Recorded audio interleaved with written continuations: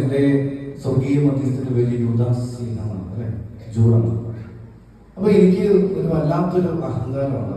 ഞാൻ ചോദിച്ചാൽ പുള്ളി സമ്മതിക്കും, കാരണം നമ്മൾ കുറെ പേരുകാരായതുകൊണ്ട് സമ്മതിക്കും. എല്ലാ തിങ്കളാഴ്ചയും മുടങ്ങാതെ കോളേജിൽ വിട്ട് ഞാൻ യൂദാസീനായ നോവേന ചുണ്ടപ്പള്ളി പോയി കൂടി ഒരു കൂട് മെഴുകുതിരിയിൽ കത്തിച്ച് കാര്യങ്ങളൊക്കെ പറഞ്ഞ് അവതരിപ്പിച്ചു പോലും. ഒറ്റ കാര്യമുള്ളൂ, 25-ാമത്തെ വയസ്സിൽ പെണ്ണ് കിട്ടണം. കുറെ കിട്ടിയില്ലേ അല്ലേ? പക്ഷെ കുറെ പേരെ കിട്ടിക്കാനുള്ള രൂപ ദൈവം. അപ്പോ ദൈവം നമുക്ക് വേണ്ടി കരുതി വെച്ചിരിക്കുന്ന പദ്ധതികൾ എന്താണ് നമുക്ക് അറിയില്ല. പരിശുദ്ധമ്മയുടെ ജീവിതത്തിലേക്ക് നോക്കുമ്പോൾ പരിശുദ്ധമ്മയ്ക്ക് അവരുടേതായ ചില സങ്കല്പങ്ങളുണ്ട്. ഒരു യഹൂദ പെൺകുട്ടി എന്ന നിലയിൽ പരിശുദ്ധമ്മയുടെ ജീവിതത്തെ കുറിച്ച് ഒരു നല്ല ദാമ്പത്യ ജീവിതം സ്വപ്നം കാണുന്നുണ്ട്. ഒരു നല്ല കുടുംബത്തിന് അടിത്തറ കൊടുക്കണമെന്നും ഒരു കുടുംബത്തിലൂടെ തന്റെ സന്തതി പരമ്പരയെ നിലനിർത്തണമെന്നുള്ള ഒരു വലിയ ആഗ്രഹം പരിശുദ്ധമ്മ എന്ന ആ ചെറിയ പെൺകുട്ടിയുടെ ഉള്ളിലും ഉണ്ട്. അങ്ങനെയുള്ള ആഗ്രഹത്തോടെ പ്രാർത്ഥിച്ചുകൊണ്ടിരിക്കുമ്പോൾ ഒരു ദിവസം ദൈവത്തിന്റെ ദൂതൻ എന്ന പേരും പറഞ്ഞ് ഒരു സ്വരം അവൾ കേൾക്കുകയാണ്. നീ ഗർഭം ധരിച്ച് ഒരു പുത്രനെ പ്രസവിക്കും. എവിടെ നിന്നാണെന്ന് അറിയില്ല, എന്താണെന്ന് അറിയില്ല. പക്ഷേ അടിയുറച്ച് വിശ്വസിച്ച് അവൾ അതിന് ആമേൻ പറഞ്ഞു. സ്വാഭാവികമായും ഒരു അമ്മയാകാനുള്ള തന്റെ സാധ്യതയെ തള്ളിക്കളഞ്ഞുകൊണ്ട് തന്റെ സകലവിധ സ്വപ്നങ്ങളും ക്രിസ്തുവിന്റെ ദൈവത്തിന്റെ സ്വർഗത്തിന്റെ സ്വപ്നത്തിന് മുമ്പിൽ അടിയറവ് വെച്ച പരിശുദ്ധ അമ്മ ഇന്ന് എത്തി നിൽക്കുന്നത് 3 ലോകങ്ങളുടെയും രാജ്ഞിയായി മുടിതിരിപ്പിക്കപ്പെട്ട ഒരു വലിയ സ്ഥാനത്താണ്. പ്രിയമുള്ളവരെ, ദൈവത്തിന്റെ സ്വപ്നത്തിനു വേണ്ടി എന്റെ സ്വപ്നത്തെ ത്യജിക്കാൻ ഞാൻ തയ്യാറാണെങ്കിൽ അത് ജീവിതത്തിൽ അനുഗ്രഹത്തിന്റെ കാരണമാകുമെന്ന് പരിശുദ്ധമായി നമ്മെ പഠിപ്പിക്കുകയാണ്. നമുക്ക് നമ്മുടെ ജീവിതങ്ങളെ കുറിച്ച് ഒരുപാട് സ്വപ്നങ്ങൾ ഉണ്ടായിരിക്കും. നമ്മൾ കണ്ടു തീർക്കുന്ന സ്വപ്നങ്ങളുണ്ട്. ഞാൻ ഇന്ന് പഠിച്ചു തീർത്ത് ഒരു ജോലി നേടി എന്റെ മാതാപിതാക്കളെ നോക്കണമെന്നും നല്ല സാമ്പത്തിക സ്ഥിതി വേണമെന്നും ഞാൻ ആഗ്രഹിക്കുന്നുണ്ടായിരിക്കാം. പക്ഷേ അതിനുമപ്പുറം ദൈവം എനിക്ക് വേണ്ടി കരുതി വയ്ക്കുന്ന ചില സ്വപ്നങ്ങളുണ്ട്. ആ സ്വപ്നത്തിന് വേണ്ടി എന്റെ സ്വപ്നത്തെ വിട്ടുകൊടുക്കാൻ ഞാൻ എന്ന് തയ്യാറാകുന്നോ അന്നാണ് എന്റെ ജീവിതത്തിൽ കൃപ ആരംഭിക്കുന്നത്. പരിശുദ്ധമായി പറഞ്ഞ് പഠിപ്പിക്കുകയാണ്, സ്വപ്നങ്ങളെ ത്യജിക്കണം. ക്രിസ്തുവാകുന്ന മണ്ണിൽ പരിശുദ്ധ അമ്മയാകുന്ന വിത്ത് അഴിഞ്ഞു തീർന്ന ആദ്യത്തെ പടി എന്ന് പറയുന്നത് തന്റെ സ്വപ്നങ്ങളെ ദൈവത്തിന് സമർപ്പിച്ചു എന്നുള്ളതാണ്. അവിടെയാണ് പരിശുദ്ധ അമ്മ തിരുനാൾ ആഘോഷിക്കുന്നതിന്റെ ആദ്യഘട്ടത്തിലേക്ക് പ്രവേശിക്കുന്നത്. എന്റെ ഉള്ളിലും ക്രിസ്തു സന്തോഷമായി മാറണമെങ്കിൽ ഞാൻ ആദ്യം ചെയ്യേണ്ടത് എന്റെ ഇഷ്ടങ്ങളെ മാറ്റിവെച്ചുകൊണ്ട് ദൈവത്തിന് സമ്പൂർണമായിട്ട് ഞാൻ എന്റെ ഇഷ്ടങ്ങളെ സമർപ്പിക്കണം.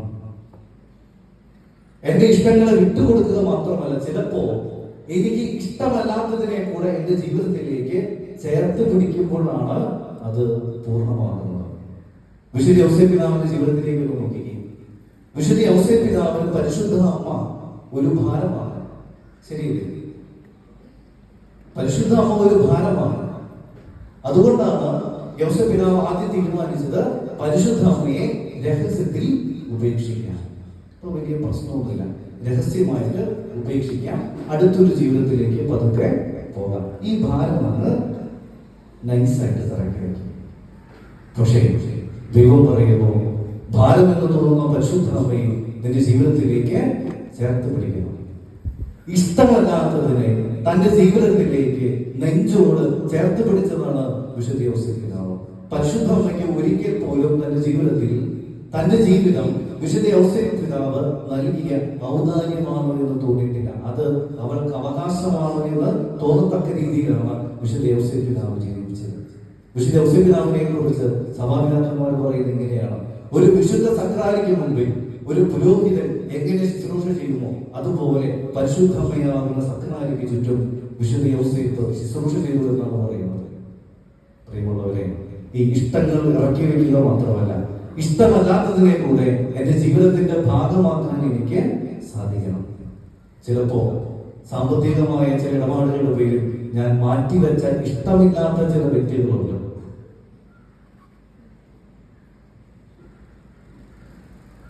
അതിന്റെ പ്രശ്നത്തിന്റെ പേരിൽ ഞാൻ ഇന്നും മിണ്ടാത്ത ചില വ്യക്തികളുണ്ട്. സ്വത്ത് വീതിച്ചതിന്റെ പേരിൽ ഇനിയും ചേട്ടനോടും അനിയനോടും കുടുംബാംഗങ്ങളോടും തീരാത്ത കലിപ്പുമായി നടക്കുന്ന വ്യക്തികളുണ്ട്. ദൈവം പറയുന്നു, അതെല്ലാം മാറ്റിവെച്ച്, വിദ്വേഷമെല്ലാം മാറ്റിവെച്ച്, ഇഷ്ടമല്ലാത്തതിനെ ജീവിതത്തിലേക്ക് നെഞ്ചോട് ചേർത്ത് പിടിക്കുമ്പോൾ അവിടെയാണ് തിരുനാൾ സമ്പൂർണ്ണമാകുന്നത്. പറയുന്നുള്ളവരെ, നമ്മുടെ ജീവിതത്തിൽ ഇഷ്ടമല്ലാത്തതിനെ കൂടെ ഹൃദയത്തിലേക്ക് ചേർത്ത് പിടിക്കാൻ നമുക്ക് സാധിക്കണം. പരിശുദ്ധ അമ്മ രണ്ടാമതായിട്ട് പറയുന്ന വാചകം, അവൻ പറയുന്നത് പോലെ ചെയ്യും. യോഹന്നാന്റെ സുവിശേഷം 2-ാം അധ്യായം. അവിടെയാണ് തിരുനാളിന്റെ 2ാമത്തെ ഘട്ടം ആരംഭിക്കുന്നത്. ഇനി പറയുന്നത് ക്രിസ്തുവാണ്, ഞാനൊരു ഉപകരണം മാത്രമാണ്. നമ്മുടെ ജീവിതത്തിൽ നമ്മൾ പലപ്പോഴും ദൈവത്തോട് ആലോചന ചോദിക്കാറുണ്ടോ? എന്തെങ്കിലും ചെയ്യുന്നതിന് മുമ്പ് എന്ത് ചെയ്യണം എന്നുള്ള ആലോചന ചോദിക്കാറുണ്ടോ? ഇല്ല, പലപ്പോഴും നമ്മൾ ചോദിക്കാറില്ല. അപ്പോ ദൈവത്തോട് ആലോചന ചോദിച്ച് ദൈവത്തിന്റെ ഇഷ്ടം, ദൈവത്തിന്റെ വാക്കിലൂടെ ഒരു ഉപകരണമായി തീരാൻ പാകത്തിന് എന്റെ ജീവിതത്തെ ഞാൻ സമർപ്പിക്കുമ്പോഴാണ് തിരുനാളിന്റെ ഒരു സമ്പൂർണ്ണതയിലേക്ക് നമ്മൾ പ്രവേശിക്കുന്നത്. മൂന്നാമതായിട്ട് പരിശുദ്ധ അമ്മ അവരുടെ ഹൃദയത്തിൽ എല്ലാ കാര്യങ്ങളും സംഗ്രഹിച്ചു എന്നാണ് പറയുന്നത്. തന്റെ ജീവിതത്തിലേക്ക് മനസ്സിലാകാത്ത കാര്യങ്ങളെ കൂടെ സംഗ്രഹിച്ചവരാണ് പരിശുദ്ധ അമ്മ. പ്രിയമുള്ളവരെ, നമ്മുടെ ജീവിതത്തിൽ നടക്കുന്ന എല്ലാവിധ കാര്യങ്ങളും നമുക്ക് തിരിച്ചറിയണമെന്ന് നിർബന്ധമില്ല. നമുക്ക് മനസ്സിലാകുന്നതും മനസ്സിലാകാത്തതുമായ ഒരുപാട് കാര്യങ്ങൾ നമ്മുടെ ജീവിതത്തിൽ സംഭവിക്കും. ഒന്നും സംഭവിക്കുമ്പോഴും ഒന്നും മനസ്സിലാക്കാതെ വരുമ്പോഴും ദൈവത്തിൽ വിശ്വസിക്കാൻ നമുക്ക് സാധിക്കണം. ഈ തിരുനാൾ പൂർണ്ണമാകുന്നത് പരിശുദ്ധ അമ്മയെ പോലെ ഒരു സമ്പൂർണ്ണ സമർപ്പണം നടത്തി ഒരു എളിമയുടെ വിനയത്തിന്റെ മാതൃകയിലേക്ക് നമ്മൾ കടന്നു വരുമ്പോഴാണ്. ഓരോ തിരുനാളും നമ്മളെ വിളിക്കുന്നത് ഈ വിനയത്തിന്റെ മാതൃകയിലേക്ക് ഇറങ്ങി വരാനാണ്. ഈ വിനയത്തിന്റെ മാതൃകയിലേക്ക് ഇറങ്ങി വരാൻ നമുക്ക് ഏറ്റവും കൂടുതൽ തടസ്സമായി നിൽക്കുന്നത് നമ്മുടെ അഹങ്കാര ചിന്തകളാണ്, അല്ലെ? ഞാൻ എന്ന ഭാവം എപ്പോഴും നമ്മുടെ മനസ്സിനെ വരിക. ഈ കുടുംബജീവിതം എടുത്തു നോക്കിയാലും കുടുംബജീവിതത്തിലും പ്രശ്നങ്ങൾ തുടങ്ങുന്നത് എവിടെയാണ്? ഞാനാണ് വീടിന്റെ നാഥൻ എന്നുള്ള ചിന്തയിലാണ്. അപ്പൊ ഈ അഹങ്കാര ചിന്ത എന്നാണോ നമ്മുടെ മനസ്സിൽ നിന്ന് ഇല്ലാതാകുന്നത്, അവിടെയാണ് ഒരു സ്വയം ശൂന്യവൽക്കരണത്തിന്റെ ഒരു തലത്തിലൂടെ കടന്നു പോകാൻ നമുക്ക് സാധിക്കുകയുള്ളൂ. അഹങ്കാരം എന്ന് പറഞ്ഞാൽ എന്താണ്? അഹങ്കാരം എന്താ? ഒരു കഥ പറയാം. ഒരു ആനയും കുറുമ്പും നല്ല കൂട്ടുകാരാണ്. ഒരു ദിവസം ഈ ആന കുളത്തിൽ കുളിച്ചുകൊണ്ടിരിക്കുകയാണ്. ആന ഇങ്ങനെ കുളിച്ച് സോപ്പൊക്കെ തേച്ച് കുളി പകുതിയായപ്പോ കരയിൽ ഉറുമ്പ് വന്നു. ഉറുമ്പ് വന്ന് നിന്നിട്ട് ആനയോട് പറഞ്ഞു, പെട്ടെന്ന് കയറി വരണം. ആന പറഞ്ഞു, കുളി പകുതിയായിട്ടേ ഉള്ളൂ, സോപ്പൊക്കെ തേച്ചു, ഇനി ഒന്നും കൂടി കഴിഞ്ഞാൽ ഞാൻ കുളിച്ച് കയറിയാണ്. ഉറുമ്പ് എന്ന് പറ്റിയില്ലെങ്കിൽ ഇപ്പൊ തന്നെ കയറി വരണം. എന്റെ കൂട്ടുകാരനാണെങ്കിൽ ഇപ്പൊ തന്നെ കയറി വരണം. തന്റെ കൂട്ടുകാരനാണ്, വെറുതെ വിളിക്കില്ല. ആന എന്തോ അത്യാവശ്യമാണെന്ന് വിചാരിച്ച് പെട്ടെന്ന് കൂടിയൊക്കെ പകുതിയാക്കി കരയിലേക്ക് കയറി. ഈ കരയിലേക്ക് കയറിയ ആനയെ ഈ ഉറുമ്പ് അടിമുടി ഒന്ന് നോക്കി. അടിമുടി നോക്കിയിട്ട് പറഞ്ഞു, ഇപ്പോഴാണ് എനിക്ക് ആശ്വാസമായത്. ഞാൻ വിചാരിച്ചു നീ എന്റെ തോർത്ത് ഉപയോഗിച്ചാണ് കുളിച്ചുകൊണ്ടിരുന്നത്. അപ്പോ ഉറുമ്പിന്റെ തോർത്ത് ആനയ്ക്ക് പാകമാകുമെന്ന് വിചാരിക്കുന്നതിന്റെ പേരാണ് അഹങ്കാരം. അപ്പൊ നമ്മുടെ ജീവിതത്തിലും ഈ അഹങ്കാര ചിന്തകൾ മാറ്റിവെക്കാൻ നമുക്ക് സാധിക്കണം. ഈ അഹങ്കാരത്തിന്റെ ചിന്തകളാണ് പലപ്പോഴും നമ്മുടെ കുടുംബ ജീവിതത്തിൽ പ്രശ്നങ്ങളുടെ കാരണമായി തീരും. പലപ്പോഴും നമ്മൾ പറയും, ഈ വീടിന്റെ നാഥൻ ഞാനാണ്, അധ്വാനിക്കുന്നത് ഞാനാണ്. ചേച്ചിമാര് ഒട്ടും മോശമല്ല. അവർ പറയും, താൻ അധ്വാനിച്ചാലും ഈ ഇരിക്കുന്ന വീടും പറമ്പും എന്റെ അപ്പം എന്ന പൈസക്ക് താൻ മേടിച്ചതാണ്, അല്ലേ? മറ്റത് പറയും. കറക്റ്റ് കണക്കനുസരിച്ച് അവർ പറയും. ഈ ചേച്ചിമാരൊക്കെ ചരിത്രം പഠിക്കാൻ വിടുകയാണെങ്കിൽ അവർക്കൊരു മിനിമം ഒരു ഡോക്ടറേറ്റെങ്കിലും കിട്ടുമെന്നാണ് എൻ്റെ ഒരു ചിന്ത. കാരണം ഈ വഴക്കുണ്ടാകുമ്പോഴാണ് ഇവരുടെ ഓർമ്മശക്തി തെളിഞ്ഞു വരുന്നത്. 2024 ഡിസംബർ 8 രാത്രി 10 മണിക്ക് 3ാമത്തെ സ്റ്റെപ്പിന്റെ 2ാമത്തെ പടിയിൽ നിന്ന് താൻ തിരിഞ്ഞു നിന്ന് എന്നോട് ഇങ്ങനെ പറഞ്ഞില്ലേ എന്ന് ചോദിക്കും. അപ്പോഴാണ് കെട്ടിയവൻ വീട്ടിൽ അങ്ങനെ ഒരു സ്റ്റെപ്പ് ഉണ്ടെന്നുള്ള കാര്യം ഓർക്കുന്നത്. അപ്പോ നമുക്ക് പലപ്പോഴും ഇത് വിട്ടുകൊടുക്കാൻ കഴിയാറില്ല എന്നുള്ളതാണ്. സ്ത്രീകളെ കുറിച്ച് പറയുന്നത് അവര് എല്ലാം ക്ഷമിക്കും, പക്ഷെ മറക്കില്ല. ക്ഷമിക്കുക ചെയ്യും. നിങ്ങൾ എന്ത് വൃത്തികേട് കാണിച്ചാലും അവർ അവർ ക്ഷമിക്കും, പക്ഷേ മറക്കില്ല. പക്ഷെ ആളുകൾ അങ്ങനെയല്ല, അവര് എല്ലാം മറക്കും, പക്ഷേ ക്ഷമിക്കില്ല. അപ്പോ എവിടെയാണെന്ന് ചോദിച്ചാൽ എന്റെ അഹങ്കാരത്തിന്റെ ചിന്തകൾ മാറ്റി വെച്ചുകൊണ്ട് നമ്മൾ ഒന്നാണ് എന്നുള്ള തലത്തിലേക്ക്, എളിമയുടെ തലത്തിലേക്ക് ഇറങ്ങി വരുമ്പോഴാണ് കുടുംബജീവിതമാണെങ്കിലും അത് മനോഹരമായിട്ട് പോകുന്നത്. അത് നമ്മൾ ജീവിക്കുന്ന ഇടവകയിലാണെങ്കിലും ജോലി ചെയ്യുന്ന ഇടങ്ങളിലാണെങ്കിലും നമ്മുടേതായ സ്വാർത്ഥ താല്പര്യങ്ങളെ മാറ്റിവെച്ചുകൊണ്ട് എളിമയുടെ തലത്തിലേക്ക് ഇറങ്ങി വരാൻ ഈ തിരുനാൾ നമുക്കൊരു പ്രേരണയാണ്. പ്രിയമുള്ളവരെ, വിട്ടുകൊടുക്കുക എന്ന് പറയുന്നത് അത്ര എളുപ്പമുള്ള കാര്യമല്ല. വിശുദ്ധ മരിയാമറിയത്തെ കുറിച്ച് നിങ്ങൾ കേട്ട് കാണല്ലേ? വിശുദ്ധ മരിയാമറിയത്തിൽ ഏറ്റവും ചെറിയ പ്രായത്തിൽ രക്തസാക്ഷിത്വം വഹിച്ച വ്യക്തിയാണ് വിശുദ്ധ മരിയാമറിയത്തെ. ഈ മരിയാമറിയത്തെ 13-ാമത്തെ വയസ്സിൽ കുത്തിക്കൊന്നത് അലക്സാണ്ടർ എന്ന് പറയുന്ന ഒരു ചെറുപ്പക്കാരനാണ്. അവരുടെ വിശുദ്ധി അപകരിക്കാൻ വേണ്ടി ചെല്ലുമ്പോൾ പാപത്തിൽ അലക്സാണ്ടറിനെ വീഴരുത് എന്ന് പറഞ്ഞ് നമ്മളെ മാറ്റി നിർത്തുമ്പോൾ അതിന്റെ പേരിലാണ് കുത്തേറ്റ് ഈ പാവ പെൺകുട്ടി ജീവൻ വെടിയുന്നത്.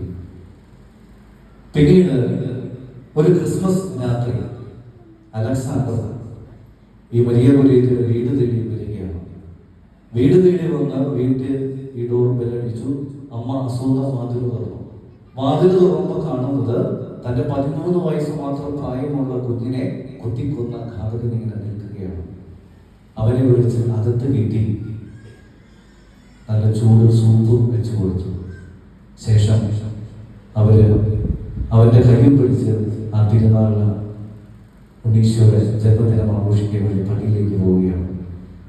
ഈ ഘാതകന്റെ കയ്യും പിടിച്ച് ദേവാലയത്തിലേക്ക് നടന്നു വരുന്ന ഈ അമ്മയെ കണ്ട് അന്ന് സുവിശേഷം വായിച്ച് വിചാരിച്ച പറഞ്ഞു, ഇന്ന് ഒരു വചന പ്രഘോഷണം ഇല്ല. ഏറ്റവും വലിയ വചന പ്രഘോഷണം നടന്നു വരുന്നു. സ്വന്തം മകളുടെ ഘാതകന്റെ കയ്യും പിടിച്ച് ഒരു അമ്മ വിശുദ്ധ കുർബാനയ്ക്ക് വരുന്നു. പ്രിയമുള്ളവരെ, പിന്നീട് ഒരു അഗസ്തീനിയൻ സന്യാസിയായിട്ടാണ് ഈ അലക്സാണ്ടർ മരിക്കുന്നത്. വിട്ടുകൊടുക്കുമ്പോഴാണ് നമ്മൾ നേടിയെടുക്കുന്നത്.